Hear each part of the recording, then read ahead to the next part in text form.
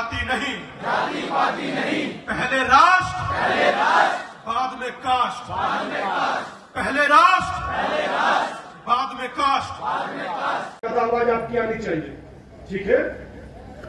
मैं संकल्प लेता हूं एक होकर, एक परिवार होकर, सनातनी होकर रहूंगा। हेलो, नमस्कार, सत श्री अकाल, अस्सलाम वालेकुम। कैसे हैं जनाब? तो आज आप स्क्रीन पर अपनी देख रहे हैं साथियों, आप लोगों को पता है कि हमारा जो आपकी वजह से फॉर्मेट है, जो हमारा प्लेटफॉर्म है, लगभग वो 11 लाख से ज्यादा हमारे फॉलोअर्स हो चुके हैं। यूट्यूब, फेसबुक एंड इंस्टाग्राम मिला के मेरा फॉर्मेट जो है उसमें ना मैं किसी के चैनल पर एज अतिथि जाता हूं, ना किसी को एज एन अतिथि बुलाता हूं, लेकिन बहुत ही rarest of the rare conditions में आप लोग जानते हैं कि मैं किसी को इनवाइट करता हूं जहां मेरे अंदर से ये लगता है कि इस शख्स को, इस शख्सियत को मेरे प्लेटफॉर्म पर आना चाहिए, अपनी बात रखनी चाहिए। और आप जो स्क्रीन पर देख रहे हैं वो किसी परिचय के मोहताज नहीं, आध्यात्मिक गुरु स्वामी दीपांकर जी, आपका मेरे छोटे से प्लेटफॉर्म फेस टू फेस पे लाख लाख आपका स्वागत है और बहुत बहुत धन्यवाद जो आपने समय निकाला। साथियों, मैं आप लोग को बता दूं कि स्वामी जी के बारे में, इनकी मुहिम के बारे में, जिसके बारे में ये खुद आपको बताएंगे, मैं बताऊंगा तो वो बेईमानी होगी। जब मुझे पता चला तो मैंने एक कोऑर्डिनेटर से स्वामी जी का नंबर लिया, उन्हें फोन किया और जो ये मुहिम चला रहे हैं, जो ये सकारात्मक एक प्रयास कर रहे हैं, ये चीज मेरे दिल से भी ये विरोधाभास नहीं है। मुस्लिम होने के, सुन्नी मुस्लिम होने के बावजूद मैं अपने को भारत का एक सपूत मानता हूं, भारत माता का सपूत मानता हूं। तो इनकी जो मुहिम है वो डायरेक्टली भले नहीं लेकिन इनडायरेक्टली मुझसे भी सीधे सीधे जुड़ती है। और आप लोग जानते हैं कि कई बार मैं इस मुद्दे पर बोल चुका हूं कि सनातनियों को सकारात्मक तौर से एक मंच पर आना चाहिए अगर भारत की संस्कृति को, भारत की सभ्यता को बचाना है, उसकी हिफाजत करनी है। और उसी तरह की एक मुहिम स्वामी जी चला रहे हैं। अब मैं इससे ज्यादा बोलूंगा तो आप लोग बोर हो जाएंगे, मैं सीधे स्वामी जी को चलता हूं। स्वामी जी, लाख लाख आपका स्वागत है। मुझे चाहने वालों को जो मेरे साथ जुड़े हुए हैं, पहला सवाल, आपकी जो ये मुहिम चल रही है, पहले इसके बारे में आप हमें बताइए, जो मेरे दिल के भी बहुत करीब है और हर सनातनी के दिल के करीब होगी। इसके बारे में थोड़ा विस्तार से बताइए। प्लेटफॉर्म इज योर्स, शो आपका है। रिजवान भाई, ये मुहिम का नाम है भिक्षा यात्रा और ये भिक्षा यात्रा तकरीबन 58 दिन से निरंतर चल रही है पश्चिमी उत्तर प्रदेश में। और ये शुरुआत हुआ इसका देवव्रंद से, और देवव्रंद से प्रारंभ होकर ये देवव्रंद के कई गांव और फिर जिले, शहर सहारनपुर पहुंची। वहां से ये मेरठ, फिर गाजियाबाद, फिर देश की राजधानी दिल्ली, और अभी फिर कुछ सहारनपुर के ही पर चुनिंदा गांव है, फिर वहां पर यह भिक्षा यात्रा पहुंची है। और इसके बाद ये भिक्षा यात्रा 21 तारीख को पुनः सहारनपुर के कलेक्ट्रेट पर होगी, रामलीला मैदान में। और 22 तारीख को यह भिक्षा यात्रा रहेगी धामपुर, जो बिजनौर से आगे पड़ता है। और 23 जनवरी को ये होगी रुड़की। भिक्षा यात्रा चल रही है निरंतर 58 दिनों से। इस भिक्षा यात्रा में अगर आप भिक्षा की चर्चा करते हैं तो सामने वाले के दिमाग में तत्क्षण आता है कि महाराज जी कहीं दाल चावल चीनी आटा तो लेने नहीं निकले। दिमाग में यह भी आता होगा कि अगर दाल चावल चीनी आटा नहीं मांग रहे तो क्या पता पैसा मांग रहे हो। मगर रिजवान भाई, ये ना तो दाल चीनी चावल आटा और ना पैसे की यात्रा है। इसमें भिक्षा है जातियों में विभाजित सनातन एक हो, जातियों में बटा हुआ सनातन एक हो, जातियों में खंडित हिंदू एक हो। और वो एक इसलिए हो कि जब तक आप बंटते रहेंगे तब तक हर गली नुक्कड़ पर कटते रहेंगे। और जिस दिन आप एक होंगे, आप सुनामी के जैसे वेग होंगे। तो मैं समझता हूं कि यही मेरी भिक्षा यात्रा है। इस भिक्षा में एक भिक्षा और है, एक युद्ध नशे के विरुद्ध। ये दो भिक्षा महत्वपूर्ण है और तीसरी भिक्षा मात्र सहारनपुर के लिए है। देवव्रंद कहना शुरू कीजिए, क्योंकि देवव्रंद की पहचान देवी कुंड से है, देव वन से है, देव बंद से नहीं। जहां देवताओं का वन रहा हो, देवी का वास हो, वहां देव बंद कैसे हो सकते हैं? वो देववृंद ही रहेगा।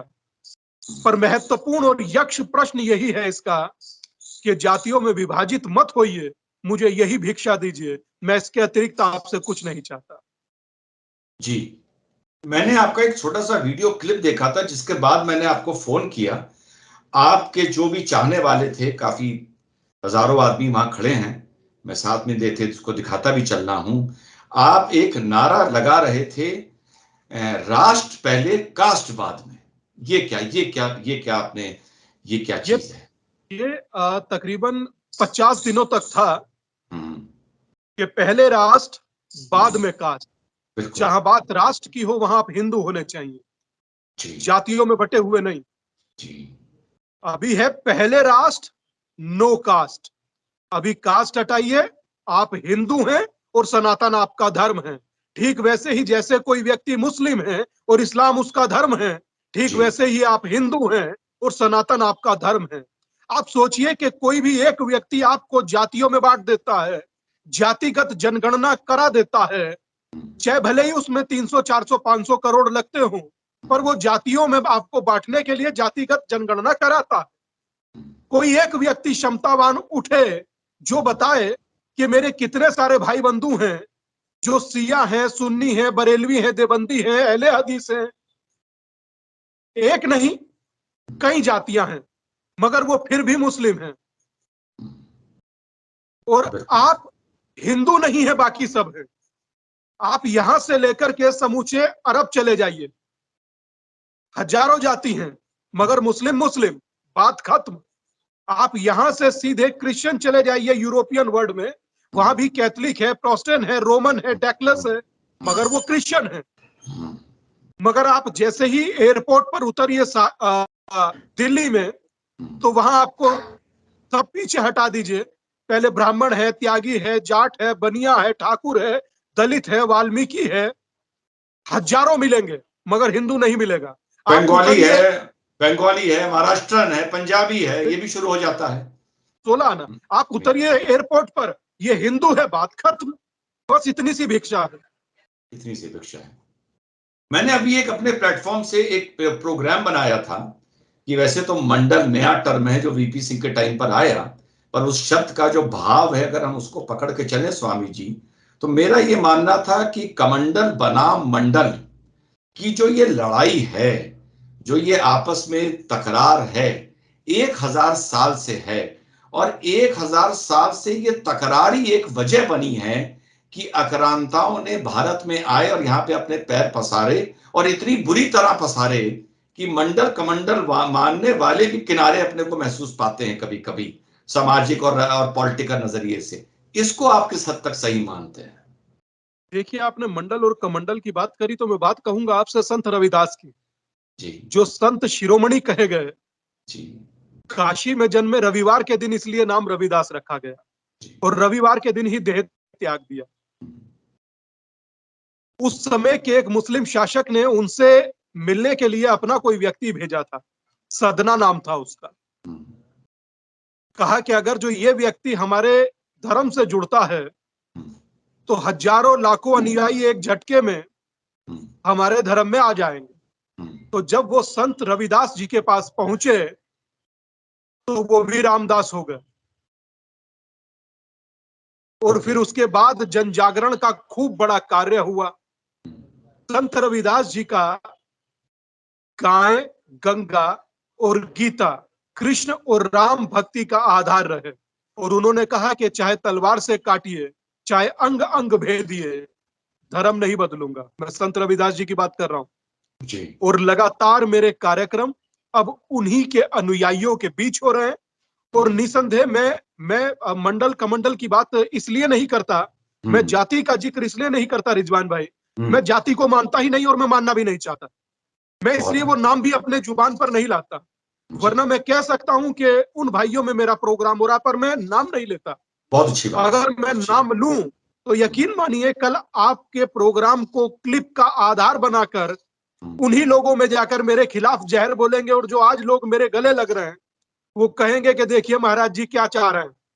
अच्छा, समझ तो रहा हूं। मेरा मेरा अपना हाँ। चिंतन कहता है कि मुझे निरंतर हम्म, अपनी यात्रा और अपने संकल्प की पूर्ति के लिए चलना है, हम्म, और मेरे लिए सनातन से जुड़ा हर व्यक्ति मेरा भाई है। हम्म। इससे अतिरिक्त मैं उसको जातियों में बांटना ही नहीं चाहता। आप मन जा। सोचिए कि एक अपने नाम के आगे सनातनी लगा देने से हजारों लोगों ने अपने नाम के आगे सनातनी और हिंदू लिख दिया। मैं समझता हूं कि 58 दिन में जो परिणाम देखने को मिल रहे हैं, ठीक 6 महीना बीत जाए, इस पर एक बार पुनः चर्चा करूंगा आपके साथ रिजवान भाई। तो स्वामी जी का ये एक तरह से अपील है हिंदू भाइयों से, सनातनी भाइयों से, कि अपने नाम के आगे अगर वो सनातनी लगाना शुरू करें तो कहीं ना कहीं इसकी शुरुआत जो है, यही मैं अगर सही समझ रहा हूं, जो आपकी मुहिम है ये धरातल पर भी अपना नजर आनी शुरू होगी। नहीं, निसंदेह मेरा कहने का अर्थ यह है रिजवान भाई, आप मेरे साथ चल सकते हैं 100 कदम, 2 कदम या 11 कदम, वो आपकी इच्छा है। मगर आप जहां से बैठे हैं वहां पर भी मेरी यात्रा का हिस्सा बन सकते हैं। बिल्कुल सही, बिल्कुल सही, बिल्कुल तो सही, उसके बिल्कुल लिए आपको कहीं कुछ करने की जरूरत नहीं, जी। मात्र एक संकल्प की आवश्यकता है, और संकल्प वो जिसमें कोई विकल्प ना हो। बहुत खूब। ये बताइए स्वामी जी, जैसे आपस में भेदभाव ना हो, जातिवाद ना हो, ऊंच नीच ना हो, संविधान इसके बारे में बोलता है, कानून इसके बारे में बोलते हैं, पर थोड़ी सी, अब यहां पर मैं नाम मुझे लेना पड़ेगा क्योंकि उसी हम परिप्रेक्ष्य में बात कर रहे हैं, थोड़ी सी ये अगाड़ी जाति या स्वर्ण जाति, माफी चाहता हूं मैं नाम ले रहा हूं, धरातल पर ये एकीकरण सनातनियों में धरातल पर, जमीन में, रूरल इंडिया में, गांवों में देखने को अभी तक नहीं मिला है। और अभी तक ऐसे किस्से महीना, 2 महीना, 3 महीना में उजागर हो ही जाते हैं जो एकदम से एक दरार खड़ी करते हैं अगाड़ी और पिछाड़ी या स्वर्ण और पिछड़ी जातियों में। तो आपको क्या लगता है कि धरातल पर भी इस चीज में कोई बेहतर, कोई चीज सुधर रही है या चीज रुकी हुई है जिसको आप धक्का देके आगे चलाना चाहते हैं?